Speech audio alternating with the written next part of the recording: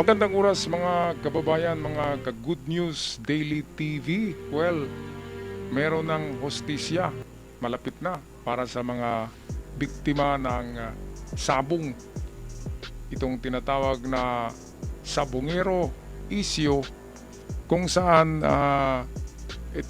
si Atong Ang ngayon ay meron ng warrant of arrest at ito'y dadakpi na. Baka bukas o sa makalawa. Kaya ito, Atong Ang kinasuhan na ng DOJ ng 10 counts of kidnapping, 10 counts of homicide, and 16 counts ng kidnapping with serious illegal detention. Ito yung ginawa na karumal-dumal ni Atong Ang.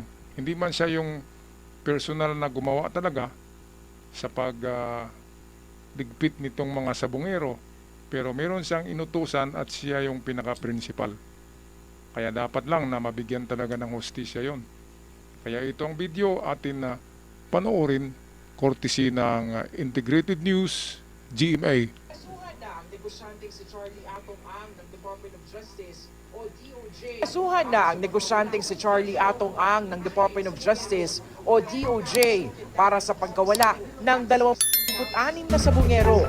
10 counts ng kidnapping with homicide at 16 counts ng kidnapping with serious illegal detention ang isinampa sa 3 regional trial courts na nakakasakop sa mga lugar kung saan may nawalang sabongero, ang mga RTC ng San Pablo at Santa Cruz sa Laguna at sa Lipa sa Batangas.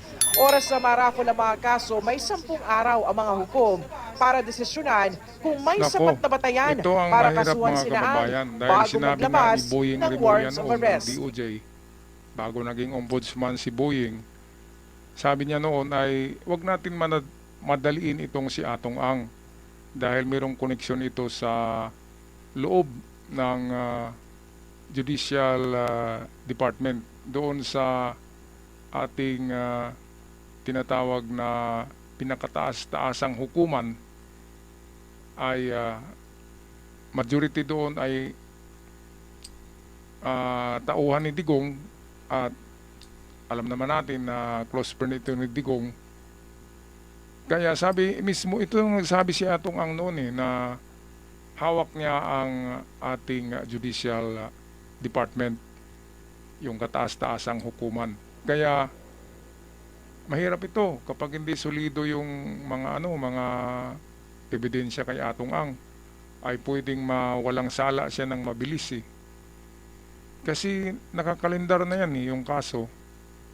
At kapag minamadali na wala talagang solidong ebidensya, pwedeng ma-acquit si Atong Ang dyan. Pwedeng makalusot. Yang tagal-tagal na rin ilang buwan na ba yun?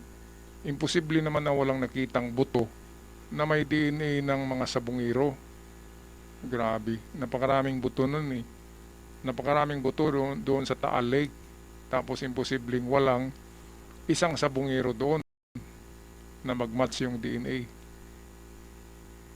Ewan na natin baka na whitewash na naman yan dahil nga sa multi-billionaire itong Atong Ang. Inchik pa rin mga kababayan. Grabe talaga tong inchik. Winalastik ang bansa natin Okay, patuloy tayo sa balita courtesy ng GMA Integrated News. Non-bailable ang mga kaso laban kay Ang asa 21 pang akusado. Non-bailable ang mga kaso laban kay Ang asa 21 pang akusado. Dati nang nagsampa ng motion for reconsideration sa DOJ ang kampo ni Ang. Nanindigan ng DOJ sa sinabi noon na gugulong na ang mga proseso sa mga kaso kahit na may nakabimbing pang MR si Ang. Sabi kasi ng kampo ni Ang na kailangan ng Department of Justice na isumite ang kumpletong file ng mga kaso kaya sa DOJ muna sila naghain ng apela at hindi sa korte. Kung babaliwalain nila ng DOJ ang motion, ay dapat handa ang kagawaran sa mga posibleng kakaharapin dahil dito. Kaya wala silang magawa sa sa DOJ sa kanilang apila.